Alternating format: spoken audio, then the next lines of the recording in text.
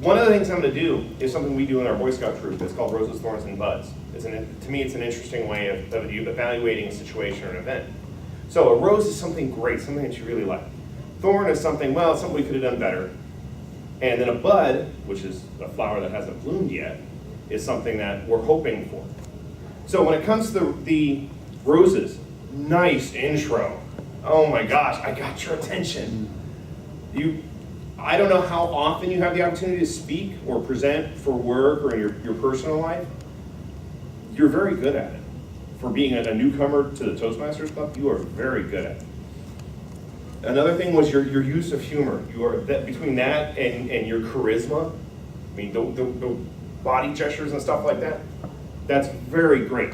I did notice, though, a sense of nervousness, because when you had your hands out a few times, and this isn't really a critique, but I could sense just a little bit of shaking in your hands, which I thought maybe was a little bit of nervousness. But I tell you, you've got nothing to be nervous about. Really, really great icebreaker speech, or at least as far as your presence goes.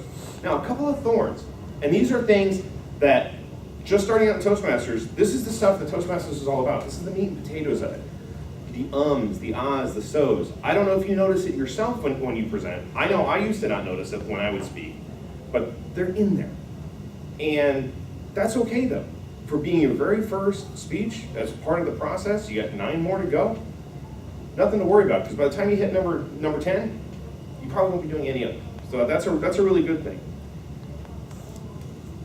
The one critique, and I think I fell into the same category on my icebreaker, and even on some other speeches, was notes. The icebreaker was about you.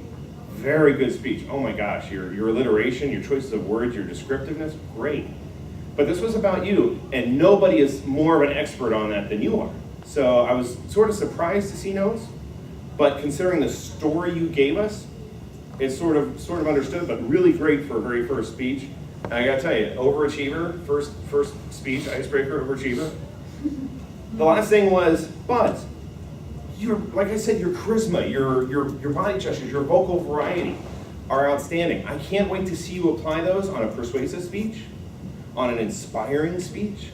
I think it's just going to be incredible, especially if it's something very heartfelt. You're probably going to drive us to tears.